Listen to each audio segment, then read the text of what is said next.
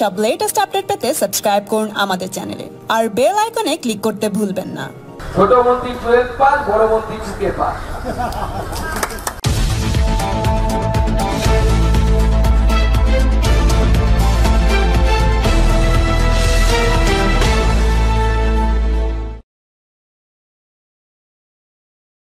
আমাদের প্রিয় নেতা বালুরঘাটের সাংসদ, আমাদের প্রিয় নেতা বালুরঘাটের সাংসদ মাননীয় ডক্টর সুকান্ত মজুমদার মহাশয়, একবার জোর করে জোরদার হাততালি দিন।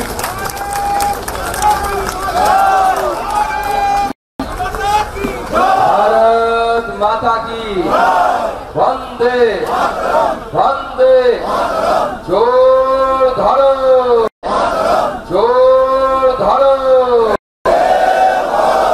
জোর ধরো, পিসি চোর ভাইপো চোর, আরে পিসি চোর ভাইপো চোর, আরে প্রাপ্ত চোর প্রাপ্ত চোর, আরে প্রাপ্ত চোর পরেশ চোর, চোর ধরো চোর ধরো। বন্ধুগণ, আজকে ওয়াই চ্যানেলে আপনাদের সাথে আমার দেখা হয়েছে এবং আপনাদের সামনে আমি বক্তব্য রাখছি। গতকাল ঠিক এই সময় বলতে গেলে মাননীয় গৃহমন্ত্রী অমিত শাহর সাথে দেখা হয়েছিল, তার ছবি আপনারা দেখেছেন এবং শুনতে পাচ্ছি আজকে 4টের সময় নাকি আমাদের মাননীয় মুখ্যমন্ত্রী দিল্লি পৌঁছচ্ছে। অর্থাৎ একটা গুরুত্বপূর্ণ সময়ের মধ্যে দিয়ে আমরা যাচ্ছি। সেই সময় আমাদের এই ওয়াই চ্যানেলে আমাদের এই প্রতিবাদ সভা এবং শুধুমাত্র আপনাদের এই অবস্থান বিক্ষোভ যা আজকে দিয়ে 3য় দিনে পড়ল। প্রথম দিন আমরা রানী রাসমণি রোডে শুরু করেছিলাম, তারপরে পুলিশ আমাদেরকে পারমিশন দেয়নি, এখানে আসতে বাধ্য করে। পুলিশ বিজেপিকে ভয় পাচ্ছে। আজকে সেই জন্য আমরা ওয়াই চ্যানেলে আমাদের এই সভা করতে বাধ্য হয়েছি। এই সভায় উপস্থিত আছেন বিভিন্ন নেতৃত্ব, রাজ্যের 3 জন সাধারণ সম্পাদক উপস্থিত আছেন। ভাই জ্যোতির্ময় সিং মাহাতো, যিনি গতকাল আমার সাথে দিল্লিতে ছিলেন এবং মাননীয় স্বরাষ্ট্রমন্ত্রী অমিত শাহ মহাশয়ের সাথে যখন আমি দেখা করতে চাই আমার সঙ্গী হয়েছে।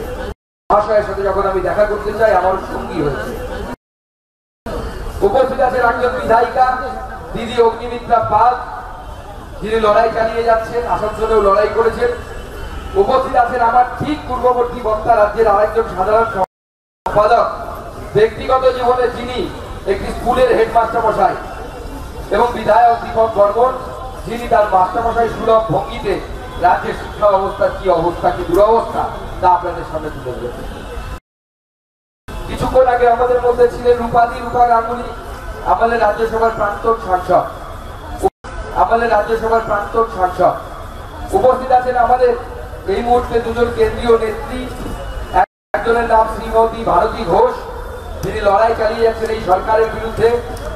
চোখ রেখে তার চাকরি ছাড়তে হয়েছে, কিন্তু তবুও তিনি লড়াই ছাড়েননি, লড়াই চালিয়ে যাচ্ছেন। উপস্থিত আছেন আমাদের আরেকজন কেন্দ্রীয় নেত্রী মাহফুজা খাতুন, যিনি আমাদের রাজ্য থেকে হজ কমিটির মেম্বারও হয়েছেন এবং কিছুদিন আগেই সৌদি আরব থেকে সম্ভবত উনি ঘুরে এলেন হজের দায়িত্ব নিয়ে।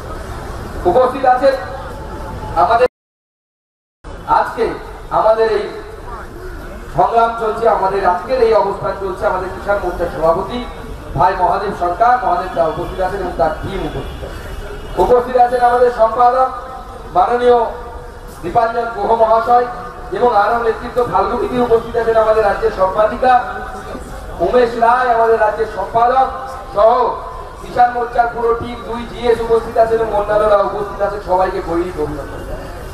বন্ধুগণ, গতকাল দিল্লি থেকে আজকে আপনাদের এই ধর্নায় অংশীদার হিসেবে আসার জন্য আজকে আমার এই রওনা।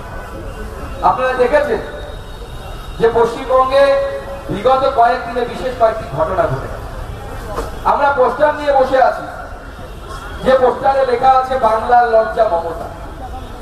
কেন লিখেছি বন্ধুগণ? একজন মুখ্যমন্ত্রী সম্পর্কে বিজেপির এই কথা লেখার প্রয়োজন হলো কেন?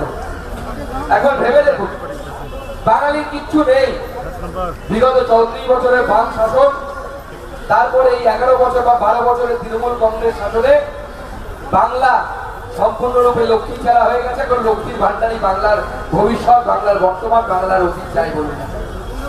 শুনতে পাচ্ছি সেই লক্ষ্মীর ভান্ডারও নাকি একদিন বন্ধ হয়ে যাবে, এখন বন্ধ হয়ে যাওয়ার কথা। শিল্প নেই।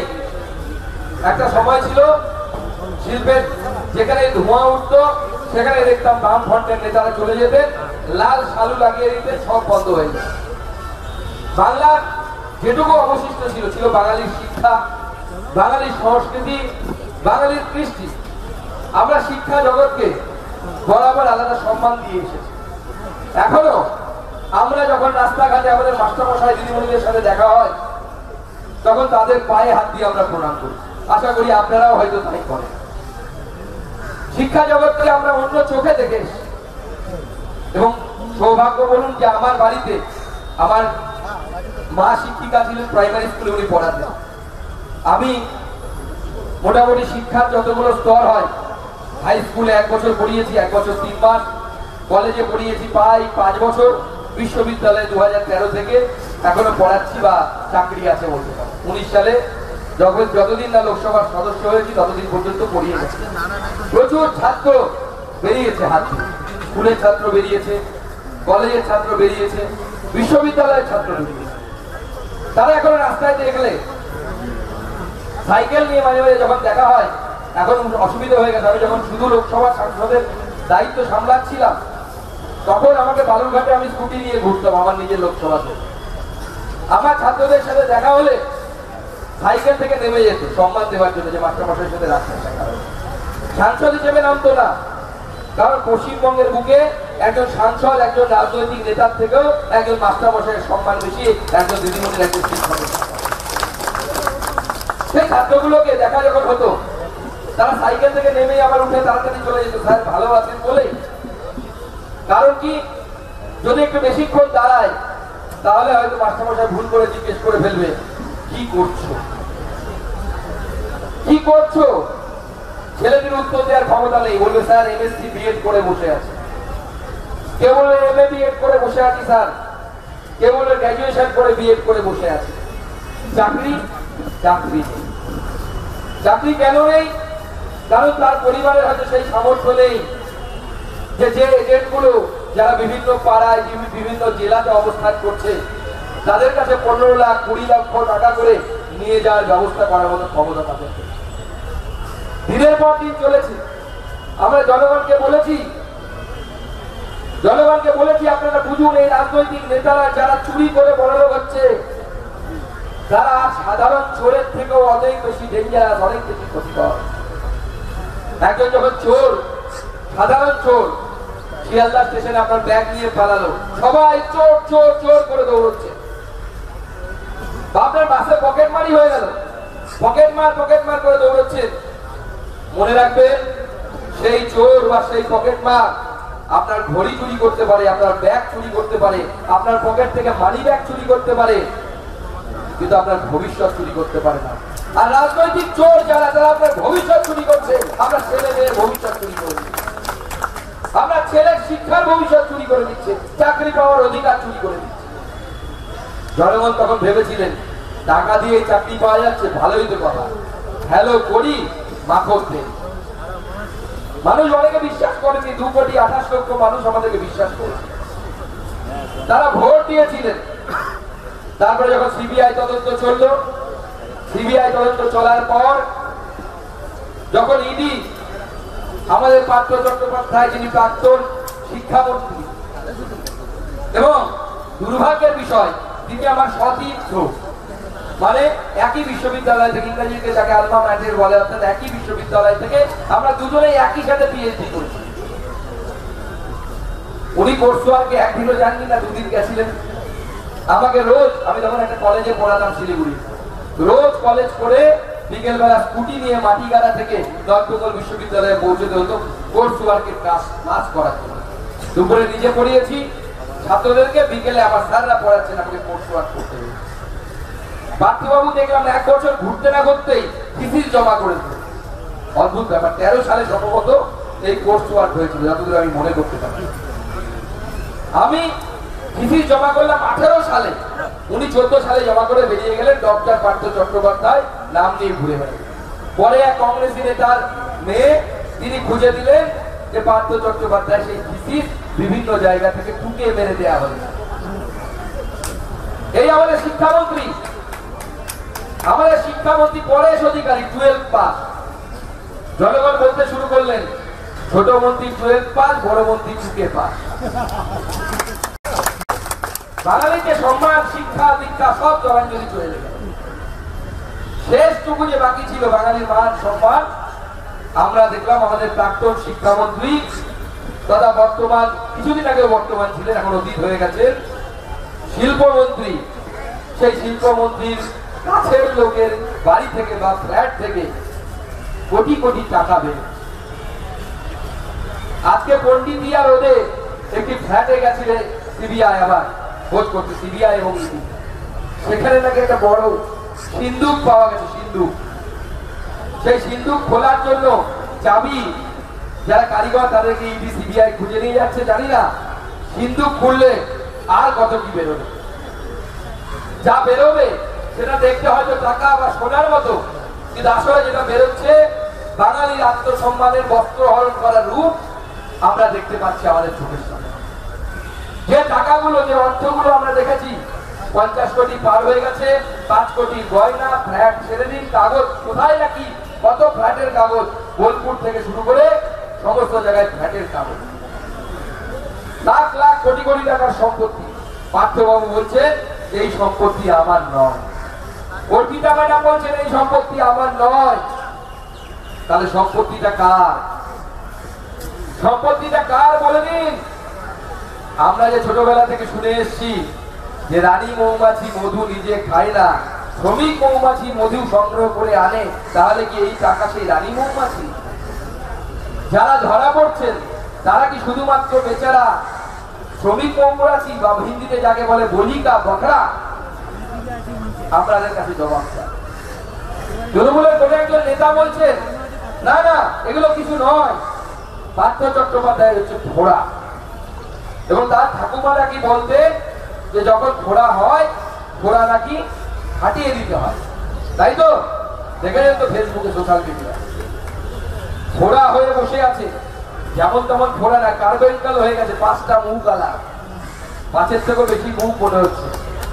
আর তৃণমূল কংগ্রেস তার হদিশ পায়নি, জানতে পারিনি এরকম লোককে বা এরকম পার্টিকে একটাই কথা বলা চলে, ননসেন্স পার্টি। আপনার দেহে যদি ঘোড়া হয়ে থাকে, আপনি যদি বুঝতে না পারেন ঘোড়াটা যখন একদম খতরনাক অবস্থা হয়ে গেল, 5টা 10টা মুখ বের করে হা করে আপনার দিকে তাকাচ্ছে, তখন আপনি বুঝতে পারছেন, তাহলে আপনাকে একটাই কথা বলা চলে যে ইউ আর এ ননসেন্স। তার থেকে বেশি ননসেন্স দল একটা। মুখ্যমন্ত্রী এখন চেষ্টা করছেন দিল্লি যাবেন, যান দিল্লি যান, দিল্লি যাওয়া ভালো কথা। প্রধানমন্ত্রীর সাথে দেখা করার জন্য খুব চেষ্টা করে যাচ্ছে। কেন? কারণ আমাদের যে সঙ্ঘীয় ঢাঁচা বা ফেডারেল স্ট্রাকচার ইংরেজিতে যাকে বলে, সেই ফেডারেল স্ট্রাকচারে একজন মুখ্যমন্ত্রী চাইলে প্রধানমন্ত্রী তাকে সময় দেন। দেখবেন পিনারাই বিজয়ন সিপিএম এর আমাদের মুখ্যমন্ত্রী, যিনি ঘোর বিরোধী আমাদের, তার সাথে প্রধানমন্ত্রী দেখা করেন। কংগ্রেসের মুখ্যমন্ত্রী রাজস্থানের গেহলতজি, তার সাথে মাননীয় প্রধানমন্ত্রী দেখা করেন। মুখ্যমন্ত্রী সময় চাইলেও তাকেও না করেন না, কারণ প্রধানমন্ত্রী হিসাবে তিনি না করতে পারেন না। বিজেপি নেতা নরেন্দ্র মোদী হিসেবে না করতে পারেন, কিন্তু ভারতবর্ষের প্রধানমন্ত্রী হিসেবে তিনি না করতে পারেন। কিন্তু দিদিমণি তো খুব চালাক। এর আগের বার হঠাৎ করে দিদিমণি দেখা করতে চলে গেছিলেন প্রধানমন্ত্রীর সাথে, কথা বলে চলে এলেন। ভেতরে যাই কথা হোক, হয়তো প্রধানমন্ত্রী বলেছে দিদি ভালো আছেন তো মুখ্যমন্ত্রী হয়ে বলেছেন হয়তো ভালো আছে। বেরিয়ে এসে মুখ্যমন্ত্রী কি বললেন, আমার সাথে কথা হয়ে গেছে প্রধানমন্ত্রীর, কিন্তু কি কথা হয়েছে বাইরে বলতে পারবো না। মানে আপনাদেরকে মাথায় একটা কনফিউশন ঢোকানোর চেষ্টা করছে। আর তারপরে কি বললেন, প্রধানমন্ত্রী বললেন Bengal business global summit, BGBS, Bengal global business summit, সেই সামিটে নাকি প্রধানমন্ত্রী কথা দিয়েছেন উনি আসবেন। বাংলা সব সংবাদ মাধ্যম বড় বড় হেডিং করে সেই খবর ছাপল। আমাদের চিরাচরিত বন্ধু যারা আমাদের সবসময় বিরোধিতা করে আসে, রাজনৈতিক বন্ধু, রাজনৈতিক শত্রুও বটে, বামফ্রন্ট, তারা প্রচার করতে লাগলো সেটিং সেটিং সেটিং। আমরা যখন প্রধানমন্ত্রীর কাছে আহ্বান করলাম, তারপরে আমরা সমস্ত সাংসদদেরকে নিয়ে আমি প্রথমবার রাজ্য সভাপতি হওয়ার পর দেখা করতে গেছিলাম। মাননীয় প্রধানমন্ত্রী, এতদিন পর আপনাদের সামনে বলছি, माननीय प्रधानमंत्री बोललेन मैंने तो उसको ऐसा नहीं कहा कि मैं जाऊंगा, মানে আমি তো ওনাকে বলিনি আমি যাব, আমাকে বলেছেন আপনি যা আসুন, নিমন্ত্রণ করলেন, নিমন্ত্রণ করলে আমরা কি বলি আচ্ছা ঠিক আছে। উনিও তাই বলেছেন, আর মিডিয়ার সামনে এসে উনি বলে দিলেন কনফিউশন ক্রিয়েট করার জন্য সেটিং তত্ত্ব করার। আর তৃণমূল কংগ্রেসেরই আর এক দোষর আছে আমাদের বামপন্থী বন্ধুরা, যারা কথায় কথায় সেটিং তত্ত্ব আওড়ায়, আর যারা আসল সেটিং করে। রাষ্ট্রপতি নির্বাচনের সময় দেখলাম সীতারাম ইয়েচুরি এবং আমাদের অভিষেক বন্দ্যোপাধ্যায় দুজনে পাশাপাশি দাঁড়িয়ে ছবি করছে। শুধু তাই নয়, যেদিন এখানে ইডি ছাপা পড়লো সেদিন মহারাষ্ট্রে, তার আশেপাশে মহারাষ্ট্রের ইডি একজনকে অ্যারেস্ট করেছে। সেটাও কম না, 1000 কোটি টাকার ঘোটালা। কত কোটি? মাত্র 1000 কোটি। যখন অ্যারেস্ট করেছে, সীতারাম ইয়েচুরি বললেন কেন্দ্র সরকার কেন্দ্রীয় যে সংস্থাগুলো আছে তার রাজনৈতিক ব্যবহার করছে। বন্ধুগণ, ভালো করে মনে করে দেখুন, সুরটা একই কায়দায় গাধা। যে কথা কুণাল ঘোষ বলে, যে কথা অভিষেক বন্দ্যোপাধ্যায় বলে, যে কথা মমতা বন্দ্যোপাধ্যায় বলে, সেই একই কথা সীতারাম ইয়েচুরি গলা দিয়ে বেরোচ্ছে। তাহলে আসল সেটিং কোথায়? আসল সেটিং হচ্ছে সেই সোকল সেকুলারদের মধ্যে, সোকল ধর্মনিরপেক্ষদের মধ্যে, যারা নিজেদের মধ্যে সেটিং করে বসে আছে, তারা আমাদের কাছে সেটিং তত্ত্ব আনতে চায়। আজকে স্কুল ছেড়ে দিন, শিক্ষার এমন কোন অঙ্গন নেই যেখানে এই ধরনের দুর্নীতি আজকে খুঁজে পাওয়া যাবে। আজকে আমি নিউজ চ্যানেলে দেখছিলাম মালদার পাকুয়া হাট কলেজ, ছোট্ট কলেজ, আমি ওই কলেজের সামনে দিয়ে 2-4 বার গেছি। সেই কলেজে দাঁড়া যাচ্ছে 7 জন টিচারকে পশ্চিমবঙ্গেরই শিক্ষা দপ্তরের নোটিফিকেশন বেরোনোর পর যে এই মুহূর্তে কোনো গেস্ট টিচার নিয়োগ করা যাবে না, ব্যাক ডেটে গেস্ট টিচারের নিয়োগপত্র দিয়ে 7 জন টিচারকে চাকরি দেওয়া হয়েছে। 1,40,00,000 টাকা দুর্নীতি পাওয়া হয়েছে। আজকে ভাবুন, বিশ্ববিদ্যালয়, যে বিশ্ববিদ্যালয়ের নাম বিশ্ববিদ্যালয়, আমি জানি না দিদিমণি বিশ্ববিদ্যালয়ে বোঝেন কিনা, কারণ বিভিন্ন জায়গায় যখন যান ভাষণ দেন, আমি তো অমুক জেলাতে বিশ্ববিদ্যালয় করে দিয়েছি, আমি অমুক জেলাতে বিশ্ববিদ্যালয় করে দিয়েছি। দিদিমণি, আমি জানি না আপনি বিশ্ববিদ্যালয় সম্পর্কে কতটা জানেন। বিশ্ববিদ্যালয় কথাটা মানে হচ্ছে বিশ্বের বিদ্যালয়, এমন একটি সরকারি সংস্থা বা বেসরকারি হতে পারে শিক্ষা প্রতিষ্ঠান, যেখানে এমন শিক্ষা দেওয়া হয় যে শিক্ষাটা গোটা বিশ্বের স্ট্যান্ডার্ডের বা গোটা বিশ্বের সমতুল্য শিক্ষা। সেখানে শিক্ষার সাথে কম্প্রোমাইজ করার কোনো জায়গা থাকে না। মাননীয় মুখ্যমন্ত্রী, সেখানে কি দেখা যাচ্ছে যে পার্থ চট্টোপাধ্যায়ের প্রাক্তন শিক্ষামন্ত্রী ঘনিষ্ঠ বলে বেশ কিছু মহিলা, তাদেরকে কোনো কারণ ছাড়াই বিশ্ববিদ্যালয়ের উপযুক্ত যোগ্যতা না থাকা সত্ত্বেও বিশ্ববিদ্যালয়ের চাকরি দেওয়া হয়েছে। কাউকে 4 বছরের মধ্যে অ্যাসিস্ট্যান্ট প্রফেসর থেকে অ্যাসোসিয়েট প্রফেসর করা হয়েছে।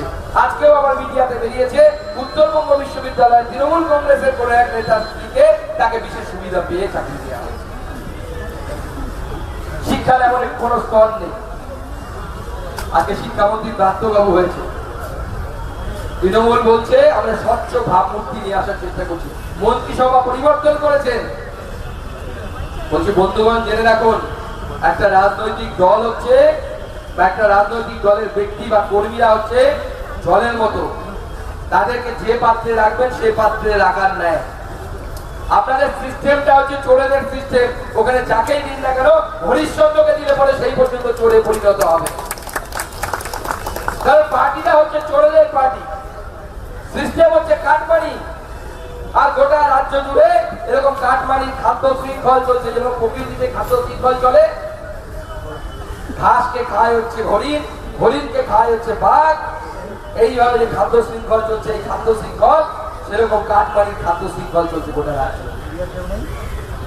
আরে সেই টাকা পৌঁছচ্ছে কোথায়? কলকাতাতে। আমরা বলছি আপনার প্রাক্তন মন্ত্রী, প্রাক্তন বিধায়ক, সিবিআই এর দুধে অফিসার, তিনি বলছেন যে কোনো এক রঞ্জন বাগদানা চাকদা থেকে ব্যাগে ব্যাগে টাকা ভরে, নদিয়া থেকে টাকা ভরে কলকাতায় পৌঁছে, বস্তা বস্তা টাকা। সেই টাকা কোথায় দিদিমণি? ইডি খুঁজে পাচ্ছেন, আপনি একটু বলে দিন কোথায় গেলে পাওয়া যাবে। আপনি বললে ইডি তাড়াতাড়ি সেখানে পৌঁছে যাবে, আপনারও ঝামেলা মিটে যাবে। দেশের জন্য অনেক পরিশ্রম করেছেন, এবার শ্রী ঘরে গিয়ে বিশ্রাম নেবেন, সেই সময় আপনার চলবে।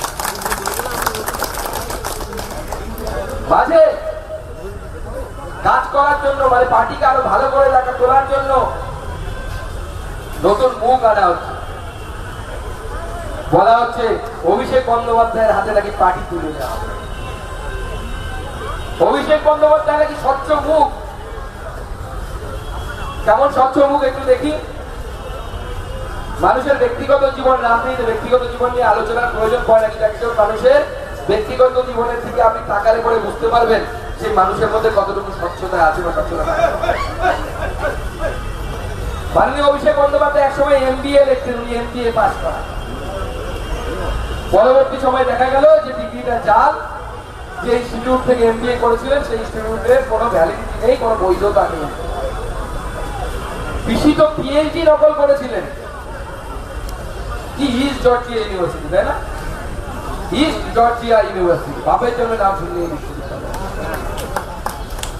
সেখান থেকে পিএইচডি ডিগ্রি এনেছিলেন। পরে মুখ্যমন্ত্রী বলেছেন না, আমি নিজেই নাকি ছলনার শিকার হয়েছিলেন। উনি তো তাও হায়ার ডিগ্রি চুরি করেছিলেন, ভাইপো এমবিএ তে চুরি করে নিয়েছে, মানে আগেই চোর। এমন অবস্থা, যার হাতে রাজ্যের ক্ষমতা তুলে দেওয়া হচ্ছে স্বচ্ছ ভাবমূর্তি বলে, তাকে লোকে কয়লা ভাইপো বলে ডাকে। আহ, কি সুন্দর! কয়লা ভাইপো, সোনা বৌদি। এই নিয়ে পশ্চিমবঙ্গ এখন মশগুল। পশ্চিমবঙ্গের বিকেল বেলায় সবাই সিরিয়াল দেখে, মোটামুটি তার জলসা থেকে শুরু করে পরপর চলতে থাকে। এই প্রথম বাঙালি দেখলাম সিরিয়াল ছেড়ে পাড়ার বৌদিরাও, যে বৌদিরা সিরিয়াল ছেড়ে কোনো উঠতে চায় না, বাচ্চা কাঁদলেও উঠে যাবে কিনা ভাবে যে সিরিয়াল চলছে, সেই বৌদিরাও খবরের চ্যানেল দেখছে। কম্পিটিশন চলছে প্রাক্তন শিক্ষামন্ত্রীর বান্ধবী বেশি না ফ্ল্যাট বেশি, এটা কম্পিটিশন। আমরা কারো ব্যক্তিগত জীবন নিয়ে বলতে চাই না, কেউ পাঁচটা ছোট বান্ধবী রাখতেই পারে, ভারতবর্ষের আইনে অসুবিধা নেই, রাখুন, তারা কোনো অসুবিধা নেই। আমার প্রশ্ন হচ্ছে, আপনি আপনার ব্যক্তিগত জীবনে যা ইচ্ছে তাই করুন, আপনি গরিব মানুষের টাকা চুরি করে তাদের ফ্ল্যাটে কেন রাখবেন? আমাদের প্রশ্ন হচ্ছে, আপনি শিক্ষকতার চাকরি বিক্রি করবেন কেন? এই প্রশ্নের জবাব আপনাদেরকে দিতে হবে। আর যদি দিতে না পারেন, ভাবছেন বেঁচে যাবে, ক্ষমতা কমবে এই পুলিশ দিয়ে। যে পুলিশ আজকে যখন বিকাশ ভবন, ময়ূর ভবন যখন ঘেরাও করতে যাচ্ছিল চাকরি প্রার্থীরা, সেই সময় এই পুলিশ কি করেছে? তার পথ চলতি ধারে ব্যাগ নেওয়া প্রত্যেকটা মানুষকে ধরে ধরে জিজ্ঞেস করছে, ফোন নিয়ে বলছে ভোট গুলো কোন গ্রুপ আছে নাকি, যে গ্রুপে কোনো মেসেজ দেওয়া হচ্ছে, মেট্রো স্টেশন থেকে যে বেরোচ্ছে তার মোবাইল দেখা হচ্ছে, তার ব্যাগ সার্চ করা হচ্ছে। তো অলিখিত এমার্জেন্সি।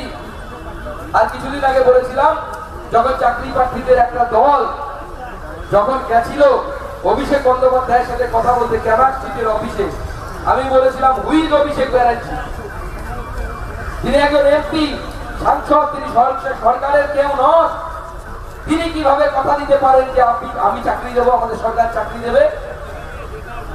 আমি সেদিন বলেছিলাম যে পশ্চিমবঙ্গের নতুন সঞ্জয় গান্ধী তৈরি করা হচ্ছে। এক সময় ছোটবেলায় বাবার কাছে গল্প শুনেছি, ইন্দিরা গান্ধী সঞ্জয় গান্ধীর উপর এতটা নির্ভর করে ফেলেছিলেন যে সঞ্জয় গান্ধী নাকি গোটা দেশ চালাতেন।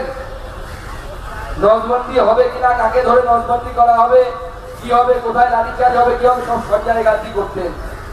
আজকে আমরা দেখতে পেলাম পশ্চিমবঙ্গ প্যারাশুট নিয়ে সেই সঞ্জয় গান্ধীর আবির্ভাব ঘটলো, আর এখন এমার্জেন্সি আপনার আমার দুয়ারে চলে এসছে। দুয়ারে সরকার নয়, দুয়ারে এমার্জেন্সি।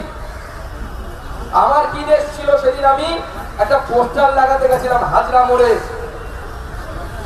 পুলিশ তার সাথে সিভিক ভলেন্টিয়ার, মহিলা ভলেন্টিয়ারদেরকে ঢুকিয়ে দেওয়া হয়েছে।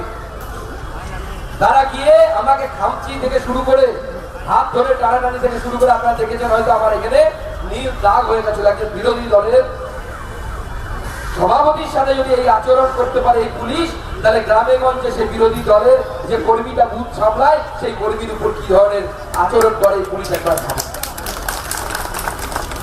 এমার্জেন্সি চলছে, আর সেই এমার্জেন্সি চালাচ্ছেন হচ্ছে বাংলার নতুন সঞ্জয় গান্ধী, তার নাম হচ্ছে অভিষেক বন্দ্যোপাধ্যায়, তার নাম হচ্ছে অভিষেক বন্দ্যোপাধ্যায়। কালকে অমিত শাহজির সাথে কথা বলে এসেছি, আজকে দিদিমণি যাচ্ছে, যান। আমি জানি না আপনাকে প্রধানমন্ত্রী সময় দেবে কি দেবেন না, চাইলে দেখাও করে আসতে পারেন। অমিত শাহজির সাথে গতকাল আমার কি কথা হয়েছে আমিও বলবো না, শুধু এটুকু বলতে পারি অপেক্ষা করুন। ওয়েব সিরিজ সবে তো শুরু হয়েছে, 2টো এপিসোড হয়েছে, আরো এপিসোড শুরু হবে। এক একটা পর্বে রোমহর্ষক কাহিনী আসবে, একটার পর একটা, একটার পর। এখন তো ওয়েব সিরিজের যুগ, তাই তো? এখন আর সিরিয়াল কম দেখছে যুবক ছেলেরা, মোবাইলে সব ওয়েব সিরিজ দেখছে। এরপর অপা পর্ব শেষ হবে, আর ধাপা পর্ব থেকে কত কি পর্ব আসবে দেখতে পারবে। ভাইপো পর্ব, অপা পর্ব, আরো অনেক পর্ব। চিন্তা করবেন না, যে গ্রিন করিডর করে যে সমস্ত পুলিশরা এই বস্তা করে টাকা পাঠিয়েছেন, তারাও দিন গুনতে শুরু করুন, দান করুন। দিন তো গেল, সন্ধ্যা হলো, হরি পার করো আমার। তবে হরির জায়গাটা চেঞ্জ করে ইডিও করতে পারেন, আমাদের কোনো অসুবিধা নেই। পার আপনাদের হবে, ব্যবস্থা আপনাদের হবে। চোরির সঙ্গ যারা দিয়েছেন, যারা চুরি করেছেন, প্রত্যেকটা চোরকে আমরা জেলের ভাত খাওয়াবো, একজনও বাঁচতে পারবেন। বন্ধুগণ, আজকে দ্বিতীয় দিনে আপনাদের এই ধর্ণা পড়েছে। আমার গলার আওয়াজে নিশ্চয়ই বুঝতে পারছেন যে আমি পুরোপুরি সুস্থ নই। শুধুমাত্র আপনাদের সাথে দেখা হবে বলে এখন দিল্লি ছাড়াও মানা। সাংসদদেরকে বলে দেওয়া হয়েছে 6 তারিখের আগে দিল্লি ছাড়া যাবে না। 6 তারিখে উপরাষ্ট্রপতি পদে আমাদের পশ্চিমবঙ্গের রাজ্যপাল, প্রাক্তন রাজ্যপাল শ্রী জগদীপ ধনখড় মহাশয়, তাকে আমরা ভোট দিয়ে আমরা উপরাষ্ট্রপতি বানাবো। শুধুমাত্র আপনাদের এই ধর্নায় অংশগ্রহণ করার জন্য আমি গতকাল এসেছি, আগামীকাল দিল্লি ফেরত যাবো। প্রয়োজনে আবার অমিত শাহজির সাথে দেখা করবো, চিন্তা নেই। আননেওয়ালা পার্টি হাতে একবার যখন ধরেইছি, পুরোটা খুলেই ছাড়বো, জট পুরো খুলে পুরো আমরা দেখবো যে এই অন্যায়ের বিরুদ্ধে, এই চুরির বিরুদ্ধে যারা যারা আছে, তাদের উপযুক্ত জায়গায় যারা শাস্তি হয়, সেই শাস্তি আমাদেরকে পাইয়ে দিতে হবে। কারণ আমার দেশের, আমার রাজ্যের গরিব মানুষ দিনে 200 টাকা রোজগার করতে হিমশিম খাচ্ছে, আর আমার শিক্ষামন্ত্রী, প্রাক্তন শিক্ষামন্ত্রী দিনে 2 লক্ষ টাকা ফল লাভ। ছেড়ে দেবো আমরা? ছেড়ে দেওয়া উচিত হবে? উচিত হবে না। রাজনীতি আমরা সেবা করার জন্য এসেছি। আমি মুখ্যমন্ত্রীকে চ্যালেঞ্জ করছি, আমারও 2.5 বছরের রাজনৈতিক জীবন আছে। ক্ষমতা থাকলে আমার সম্পত্তির আপনি তদন্ত করে দেখান, যদি দেখাতে পারেন যে আমরা জনগণের টাকা খেয়েছি, রাজনীতি থেকে সন্ন্যাস করেছি। আমি 2.5 বছর পরে এই কথা বলছি, 12 বছর পরে এই কথা বলবো, 22 বছর পরে এই একই কথা বলবো। মুখ্যমন্ত্রী যদি তখন থাকেন, জীবিত থাকেন, মুখ্যমন্ত্রী যখন থাকবে না সেই গ্যারান্টি দিই। যদি জীবিত থাকেন, আপনাকে সেই চ্যালেঞ্জ আমি করব। তাই বন্ধুগণ, এই লড়াই আমাদের চালিয়ে যেতে হবে। আপনার আমার টাকা চুরি করে কেউ নিজের সম্পত্তি বাড়াবে, কেউ ফ্ল্যাট বাড়াবে, কেউ ফল খাবে, আর আমি, আপনি, আমার রাজ্যের গরিব মানুষ খেলা টানবে, উটের কাজ করবে, করে দিনে 200 টাকা রোজগার করা তাদের সমস্যা হয়ে যাবে। এই সরকারের বিন্দুমাত্র থাকার নৈতিক অধিকার নেই। এই সরকারের আমরা পতন করে তবে ছাড়ব। আর মনে রাখবেন, সেপ্টেম্বর মাস কি আসছে? নবান্ন অভিযান মনে আছে তো? সেপ্টেম্বরে আমরা তার আগে ডেট ঠিক করে দেবো। গোটা পশ্চিমবঙ্গ থেকে হাজার হাজার বেকার যুবক যুবতী, তাদেরকে আহ্বান করুন, আমরা নবান্নকে ঘিরে এই মুখ্যমন্ত্রীকে বাধ্য করাবো সেখান থেকে পদত্যাগ করাবো। আপনাদের সকলকে নমস্কার। আরো একবার আমার সাথে বলুন, ভারত মাতা কি, ভারত মাতা কি, বন্দে